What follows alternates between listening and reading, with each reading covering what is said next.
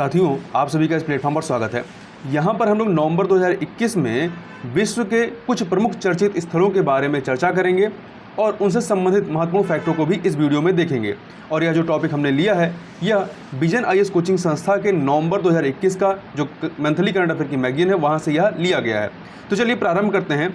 सबसे पहले हम लोग बात करते हैं बेलारूस की। ठीक है, बेलारूस के बारे में देखें तो बेलारूस क्यों चर्चा में था, तो बेलारूस ने प्रवासी संकट के कारण यूरोपीय संघ को प्राकृतिक गैस की आपूर्ति देने की चेतावनी दी है। ठीक है, और वर्तमान जो यूक्रेन और रशिया का युद्ध चल रहा है इसमें बेलारूस जो है वो रशिया के समर्थन में है। इसके अतिरिक्त यदि आप इसको थोड़ा सा मैप में जब देखेंगे तो बेलारूस जो है एक स्थल रुद्ध देश है, अर्थात लैंड लॉक्ड कंट्री है। इसके पड़ोसी देशों में रूस, यूक्रेन, पोलैंड, लिथुआनिया, लटाविया, इनसे यह अपनी सीमा साझा करता है। अगला है इंग्लिश चैनल के बारे में देखें तो इंग्लिश चैनल क्यों चर्चा में था, तो देखिए फ्रांस ने यूनाइटेड किंगडम जाने वाले प्रवासियों को इंग्लिश चैनल में डूबने से बचाया है।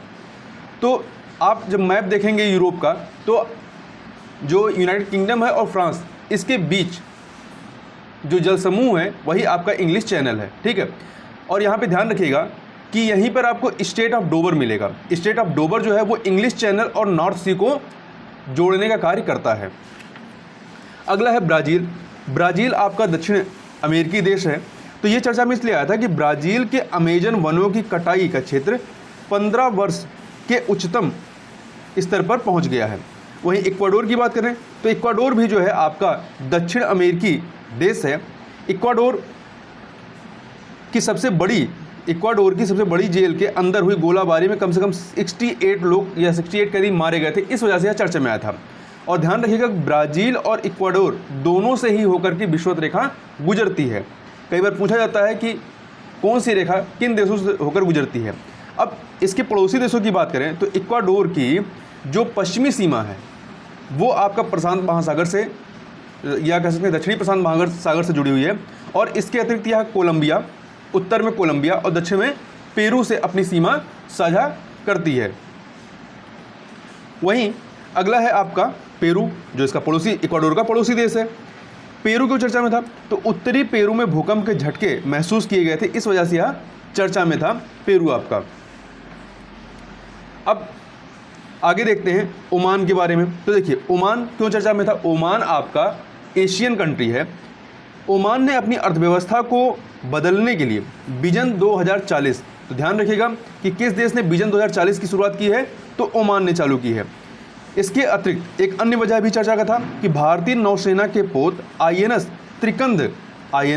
त्रिकंद को वर्तमान में ऑपरेशन संकल्प के अंतर्गत फारस की खाड़ी और ओमान की खाड़ी में तैनात किया गया है। अब थोड़ा सा और देखें इसके बारे में। यदि आप इसको मैप में देखेंगे तो इसके पड़ोस में आपका यमन है, सऊदी अरबिया है और संयुक्त अरब अमीरात। ये तीन जो है इसके पड़ोसी देश हैं जिनसे ये अपनी सीमा साझा करता है। और इसकी जो दक्षिणी सीमा है वो हिंद महासागर से लगी हुई है। अब आगे देखते हैं सूडान के बारे में। सूडान के बारे में देखें तो सूडान के प्रधानमंत्री को पद पर पुनः बहाल कर दिया गया था, इस वजह से चर्चा में आया था। देखिए आप अफ्रीकन कंट्री के मैप को देखेंगे तो वहाँ पे सूडान है और दक्षिणी सूडान है। ठीक है, जो उत्तरी सूडान है उसी को सूडान के नाम से जानते हैं और जो साउथ में उसे दक्षिणी सूडान कहते हैं। इसकी राजधानी खार्तूम है। तो हुआ क्या था कि सैन्य तख्तापलट की वजह से जो यहाँ के प्रधानमंत्री अब्दुल्ला हमदोक थे उन्होंने इस्तीफा दे दिया था। बाद में इन्हें अपने पद पर फिर से बहाल किया गया और नवंबर में फिर पुनः विभिन्न वजहों से जनवरी 2022 में इन्होंने फिर से इस्तीफा दे दिया। मतलब वर्तमान में ये अब यहाँ के प्रधानमंत्री नहीं है, अपने पद से इस्तीफा दे चुके हैं। अब इसके पड़ोसी देशों के बारे में बात करें तो देखिए ये लैंडलॉक्ड कंट्री नहीं है क्योंकि इसकी एक सीमा जो है वो लाल सागर रेड सी से जुड़ी हुई है। इसके अतिरिक्त इसके पड़ोस में या पड़ोसी देश मिस्र है, इरिट्रिया है, इथोपिया है, दक्षिणी सूडान है, मध्य अफ्रीकी गणराज्य, ये इसके पड़ोसी देश हैं। और यहाँ ध्यान रखिएगा कि सूडान तो लैंडलॉक्ड कंट्री नहीं है परंतु जो दक्षिणी सूडान है वो लैंडलॉक्ड कंट्री है। ठीक है, दक्षिणी सूडान लैंडलॉक्ड कंट्री है। अब बात करते हैं इथोपिया की। ये भी अफ्रीकन कंट्री है। तो ये चर्चा में इस वजह से आया था कि इरिट्रिया और इथोपिया की सीमा पर स्थित टिग्रे नामक जो स्थान है, यहाँ लंबे समय से मतलब एक तरह से विद्रोह चल रहा है, तो यह हिंसा से ग्रस्त क्षेत्र है। इथोपिया के उत्तरी का जो उत्तरी इलाका है वही टिग्रे, मतलब टिग्रे इथोपिया का उत्तरी इलाका है, ठीक है। और इसके अतिरिक्त यह भी ध्यान रखिएगा कि जो इथोपिया है यह लैंड लॉक्ड कंट्री है, लैंड लॉक्ड कंट्री है। और इसकी सीमा जो है, यदि इसकी सीमा की बात करें तो इसकी सीमा इरिट्रिया, जिबूती, सोमालिया, केन्या, दक्षिणी सूडान, सूडान इनसे लगी हुई है। और ध्यान रखिएगा इथोपिया जो है हॉर्न ऑफ अफ्रीका का भाग है। अब बात करते हैं सोलोमन आइलैंड की। तो सोलोमन आइलैंड जो है ये चर्चा में इसलिए आया था कि ऑस्ट्रेलिया सोलोमन द्वीप में शांति सेना भेज रही है। आप ऑस्ट्रेलिया का मैप जब देखेंगे तो इसमें आप जो प्रशांत महासागर वाला इलाका है, तो ऑस्ट्रेलिया के आप उत्तरी पूर्वी तरफ देखेंगे तो यहाँ पर आपको नारू आइलैंड दिखाई पड़ेगा, नारू के दक्षिण में। और नीचे साइड देखेंगे तो वनातू है, वनातू के उत्तर में यह सोलोमन आइलैंड स्थित है, ठीक है। ग्रेट बैरियर रीफ के आगे, काफ़ी आगे जाएंगे तो नारू के दक्षिण में और वनातू के उत्तर में है। आप इसको मैप में जरूर देख लीजिएगा। इसके अतिरिक्त चुम्बा घाटी की बात करें, चुम्बा घाटी चर्चा में क्यों था कि चीन, देखिए चीन चुम्बी घाटी में कनेक्टिविटी मजबूत कर रहा है, इस वजह से चुम्बी घाटी चर्चा में आई थी। यूक्रेन की बात करते हैं, यूक्रेन, तो यूक्रेन जो है ये अभी क्या है कि रशिया और यूक्रेन के मध्य युद्ध हो रहा है, परंतु नवंबर में क्या इस स्थिति थी, यूक्रेन और नाटो के सदस्य देशों ने काला सागर में, कहाँ पर, काला सागर में एक पार्सिंग या पासेक्स अभ्यास का आयोजन किया था, ठीक है।